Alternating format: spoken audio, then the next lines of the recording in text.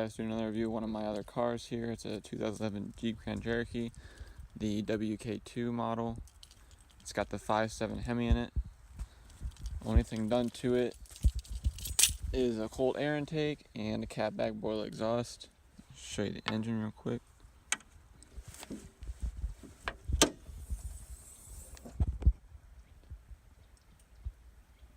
Nice OEM look.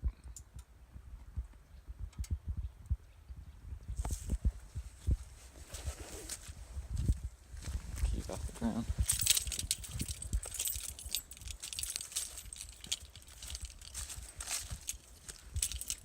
Go ahead and start it up for you.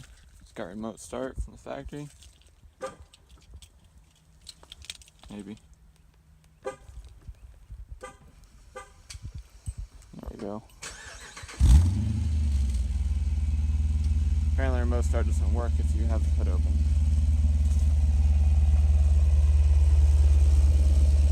For the exhaust.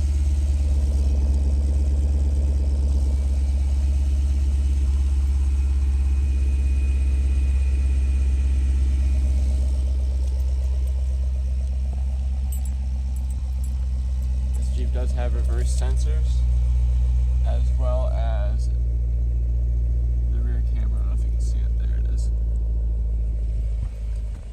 This back glass right here, this opens up as well. Apart from the gate, this button right here is for the glass, not the gate. You have to actually use the unlock button for the gate, which is weird, but I'm going to open it up for you. It's got plenty of room in the back. Got an extra ugly 12 volt there, speaker. There's the space. The seats fold down. We fit a whole twin size bed in there before and was able to close the back. This Jeep also has the towing package, can haul 7,200 pounds, and it has an aftermarket brake controller in it as well. Lock it with the button. Stick your hand in there, it unlocks it. As long as you have the key with you. It's got wood trim. All leather. The center folds down. It has a American plug right here in the back. The rear seats are heated as well as the front. You got your traction control, tow haul, basic stuff, and here's the heated seat button for the front. You can load a bunch of music onto, it has like a hard drive in it, or you can connect Bluetooth. And this particular one has nav, all that good stuff, push to start. I didn't have the owner's book, so I kind of had to like figure out how to work this thing. You gotta press the button after you remote start it. But I couldn't figure out how to see like the miles per gallon and stuff like that. But you hit back right here, and then you just navigate with these buttons here. And then you switch through different stuff, whatever music medium you're using. If you have Bluetooth connected to your phone, you'll use the aux. You have your hard disk there, radio, and it has hands-free, of course, cruise control. The volume button's on the back side of the steering wheel, and then like the seat is on the respective other side. The windshield wipers are auto sensing if you click it up too. And then the other stuff is pretty self-explanatory. Trailer brake, it's got nice pedals. Here we have your terrain select. You got sport, snow, auto, sand, mud, rock. Every day you're going to use auto. If you want to be a little bit more spirited driving, switch it to sport. You just turn a little dial here. For low is for extreme situations. This right here is a downhill control. Does not work unless you're on a steep grade and you're in 4 low as well. So you have to be going slow and be going on a really, really steep grade. There's a cigarette lighter there. Oh, I can never figure out this thing too. It's got 2 buttons. You lift like one. I guess it doesn't want to lift up at all right now. I think I got something jammed in there. Do this side. Opens it up and there's this little top part. There's a USB here. Open it with this button over here. Opens up the whole thing. And there's another cigarette down there. And this thing, it doesn't have paddle shifters, but if you move this over, likewise over the other way, it shifts up. And if you're doing this or whatever, you're going down a hill and you want to go back to drive, you can just hold it over and you go straight back to drive. We also have the Panoramic Sunroof. Only this part right here opens, and then you can close this. Do that with this side over here. This side actually opens up the window. That's about it for the interior. It's loaded, it's got everything I could ever want. The seats heat up really well. If you remote start it and it's below like say 37 degrees, it automatically turns the heated seats on for you. Also, one thing that bothered me when I got this vehicle, I bought it used by the way with 70,000 on it.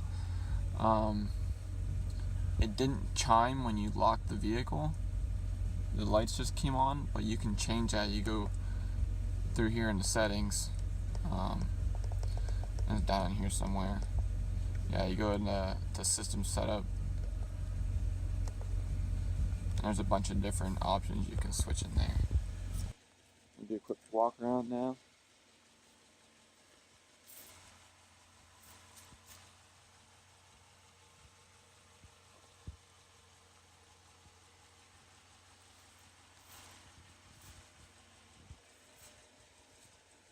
Chrome accents, turn signal on the mirror.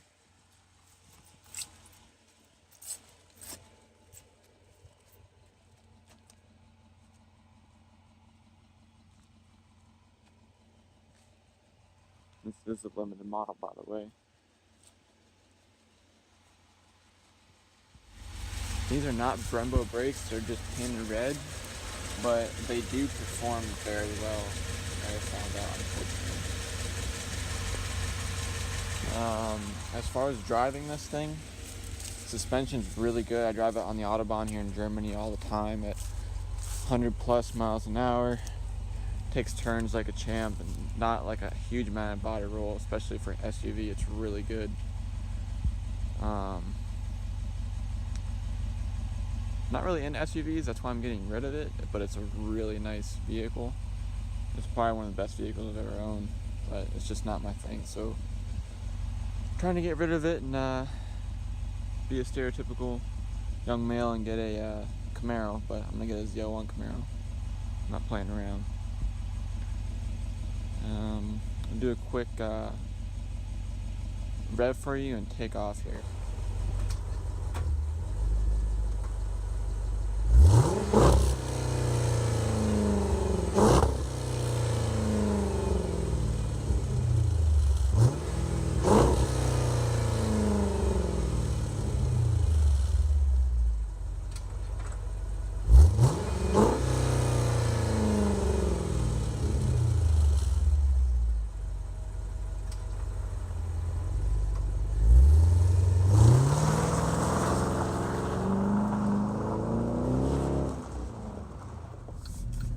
Change the increment to miles per hour for you American folk. We'll do a quick little acceleration right here and then we'll go on the Autobahn.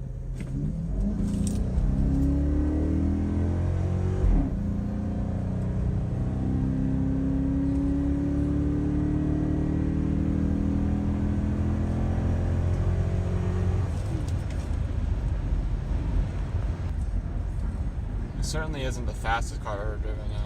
It's definitely not my G8 with the LS3 in it, but pretty nice for SUV.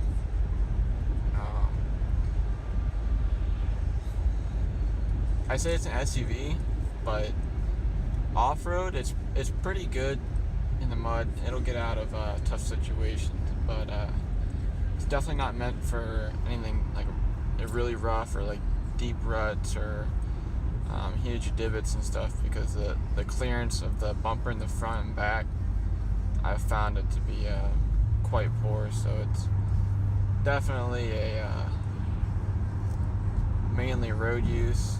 But if you find yourself going off the beaten path and going down a back road or something real muddy or something, you're gonna be fine. Or in snow, it's really, really good in snow.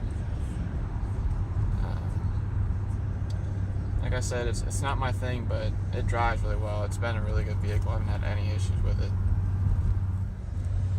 One thing that does bother me, which is easily fixable by a tuner, and also add a few extra horsepower to it with a Diablo or something, is to take the speed limiter off. You know, of course in the United States with a tuner you're probably looking more for the power, but in Germany 110 miles per hour is what it's limited in the United States, but in Germany on the Autobahn it kind of sucks. This thing does really well at high speeds. I'd like to see like maybe like a max of like 140 130 out of it, but I mean it has so much more in it. You'll see when I top it out up here. Yeah, a quick little exhaust note with the windows down.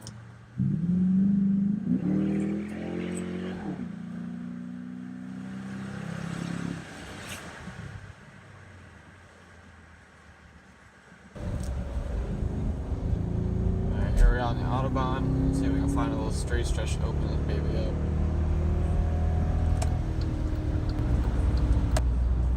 Speed limit is lifted, but we got a lot of traffic, so hopefully we can clear it up here real quick. I'm actually stopping on the Autobahn. This is super illegal. Don't ever do this. Do it from a dig.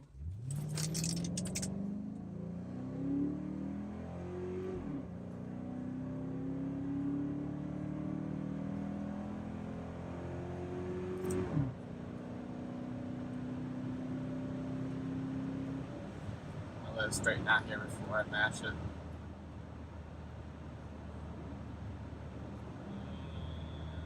Go.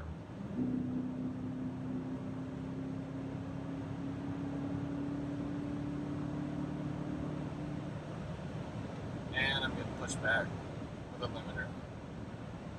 That's all she wrote, guys. We are free to decide. We will love and let love. We are free to believe. We will love and let love. I saw her standing in the street alone.